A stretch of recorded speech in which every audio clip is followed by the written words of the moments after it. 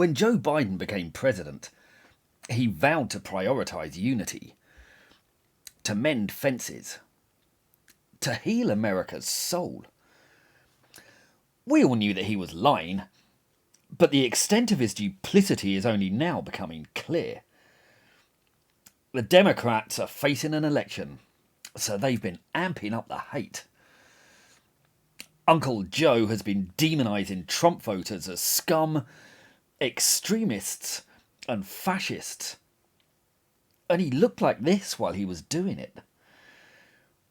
He even threatened people who vote against him with the Air Force and nuclear weapons.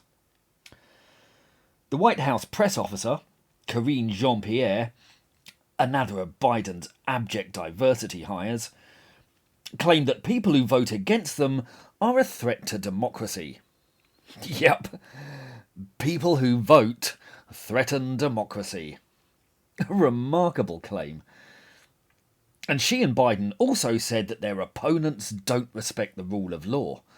Well, these are the same people, you may remember, who spent over a year encouraging their supporters on an orgy of arson, looting, destruction and murder.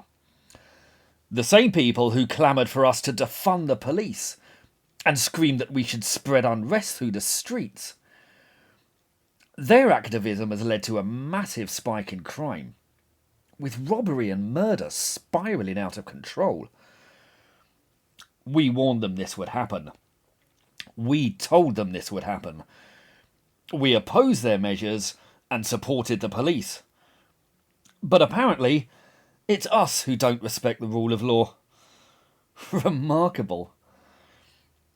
Their hypocrisy over the insurrection and their own rioting is staggering. The Democrats seem to think it's fine to burn down the businesses of a poor, struggling family. But don't shout at multimillionaire politicians, for God's sake. Biden also denounced the Trump voters who refused to accept the election result. Fair enough. But the Democrats refused to accept the election in 2016. They howled that they'd been robbed and spent 4 years spreading deranged lies about Russian collusion. As for Biden's claim that Trump voters are fascists, well, these are the people who've been dividing the nation on racial lines. They've been trying to silence their political opponents. They've actively been working with big tech to take full control of the narrative, to have a monopoly on their own warped version of truth, information, and disinformation, to ban evidence and arguments they disagree with. They also colluded with the FBI and big tech to bury the Hunter Biden laptop story. More evidence that would have hurt their electoral chances. They've made numerous attempts to prosecute their main political rival, all on utterly specious charges. They spread endless lies about Russian collusion. They dismissed the real fascists of Antifa as just an idea. They threatened their own citizens with the Air Force. And while they've actually paid the bail of violent looters to get them back on the streets, they've kept the January 6 suspects locked up for years while awaiting trial. And these people have the nerve to throw the fascist term around at others? They're unbelievable. Look, I'm not pretending that the right's perfect by any means. Plenty of people on the right have been spreading flagrant lies and behaving appallingly for years. But the Democrats have got no right to take the moral high ground and start pointing fingers. Still, there are elections upcoming, and it's all they've got. They can't exactly point to any of their achievements, because Biden's presidency has been an unravelling catastrophe since day one. And screaming hate, spreading bigotry and scapegoating is all they've got left. All they can do is demonise their opponents, spread inflated, hysterical fears about their vile intent, to whip up their supporters in a frenzy of bigotry and hatred, and to denounce and destroy them in any way they can. Biden tried to proffer a not all Republicans' line, but he did make clear that he was talking about all Trump voters, and that's about 80 million people. How would he and his colleagues react if someone talked about Muslims the way they talk about their rivals? If someone had denounced Islam as a morass of scum and fascism? They'd be appalled. But this is what the left do.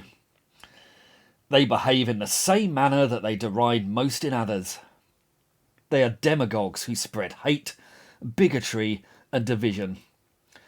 It's all they've ever done, and it only ever results in carnage. But they never admit their faults, and they never learn, because people who refuse to accept their own bad behaviour will never change. And that's why, in the last 80 years, in the span of a single human lifetime, the political left have committed 50 genocides, murdered 150 million people, and enslaved 1 billion more. Their activism is the greatest scourge on the planet. It's killed more people than the Black Death. It enslaved 50 times as many people as the Atlantic slave trade in just 1/10 of the time. But while other forms of bigotry are repressed and in remission, that of the left just keeps growing. And it's continually shouted from the rooftops. It really is the most remarkable fact in human history. The Jacobins of the French Revolution used similar rhetoric to that of Joe Biden, and it was employed to silence their rivals, spread hate, and shed blood on an epic scale. Through the 19th century, the same tactic was used by Karl Marx and all his peers, and it resulted in more dreadful violence from the likes of the communards. The 20th century saw the apogee of this approach. Lenin spread demented hate about the rapacious greed of his rivals, bloodsuckers, leeches and insects. His focus was on demonising his opponents, and his tyranny resulted in the deaths of 10 million people. His notorious successor, Stalin, denounced all his foes as fascists, starting a craze that's not abated since.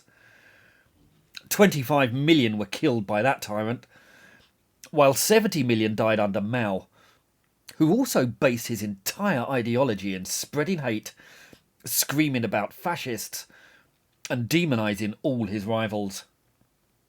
And Hitler, that other demagogue of the left, incorrectly called right-wing by scores of the ill-informed, he also poured out hate inspired by the supposed wealth and privilege of the Jews. The same sort of thing happened under Pol Pot and under numerous obscure dictatorships like Mengitsu's Ethiopia or Angola under the Marxist-Leninist MPLA. Millions died in those states, and in many others. Yet nothing has been learned. The left still spread hate. They still spread hysterical fears. They still demonise all their rivals as grasping plutocrats, racists and fascists. They still primarily rely on bigotry and division. They still stoke up alarmist fears. They still spread lies and animosity. They still defend violence and rioting. Their politicians, comedians and journalists continually slander us as thick, fascistic racists. They whip up hatred and urge their followers into the streets for direct action. And the result is a surge in left-wing violence that's seeing a steep rise in murder, a topic on which I'll be releasing a film very soon. You'd have hoped that an ideology with as many skeletons in its closet as the radical left might finally show some regret, some contrition, some shame about what they've unleashed on the world. But there's none. The most barbaric ideology in human history, the one with the most blood on its hands, the one most in need of reform, utterly ignores their catalogue of crimes and continues to act like there are moral guardians, the ones who brim with compassion and tolerance. But the opposite is the case, and it always has been. They only have tolerance for people exactly like them, or for those who surrender to their bullying. For everyone else, they have nothing but snarling hatred and abuse. It's all they've ever known. It's all they will ever know.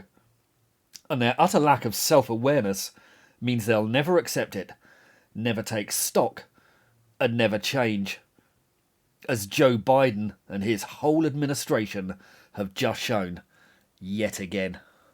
Just don't even know why there aren't uprisings all over the country, and maybe there will be. People need to start taking to the streets. This is a dictator. You know, there needs to be unrest in the streets for as long as there's unrest in our lives. Enemies of the state. Show me where it says that protests are supposed to be polite and peaceful. Do something about your dad's immigration practices, you feckless. When they go low, we kick. How do you resist the temptation to run up and wring her neck? The biggest terror threat in this country is white men, most of them radicalized up to the right. I thought he should have punched him in the face. I said, even if you lost, he insulted your wife. Yes. He came down the escalator and called Mexicans rapists and murderers. He said, well, what do you think I should have done? I said, I think you should have punched him in the face and then gotten out of the race. You would have been a hero. I'd like to punch him in the face. I said if we were in high school, I'd take him behind the gym and beat the hell out of him. Punch some people in the face! When was the last time an actor assassinated a president? They're still going to have to go out and put a bullet in Donald Trump, and that's a fact. Look as his character is stabbed to death. Where is John Wilkes Booth when you need him? I have thought an awful lot about blowing up the White House. A Missouri state senator is under investigation by the Secret Service after saying she hopes President Trump is assassinated. I will go and take Trump out tonight. And if you see anybody from that cabinet in a restaurant, in a department store, at a gasoline station, you get out and you create a crowd. And you push back on them. And you tell them they're not welcome anymore, anywhere. And sadly, the domestic enemies to our voting system and our honoring our Constitution are right at 1600 Pennsylvania Avenue. They're not going to stop before Election Day in November, and they're not going to stop after Election Day. And that should be, everyone should take note of that on both levels, that this isn't, they're not going to let up, and they should not. If you think we're rallying now, you ain't seen nothing yet. If you've enjoyed this film, please like, subscribe, and think about buying my books. They're called The Tyranny of the Left, and they go into topics like this in much greater detail. They're available on the links below. Please do feel free to pick them up and let me know what you think. Thank you.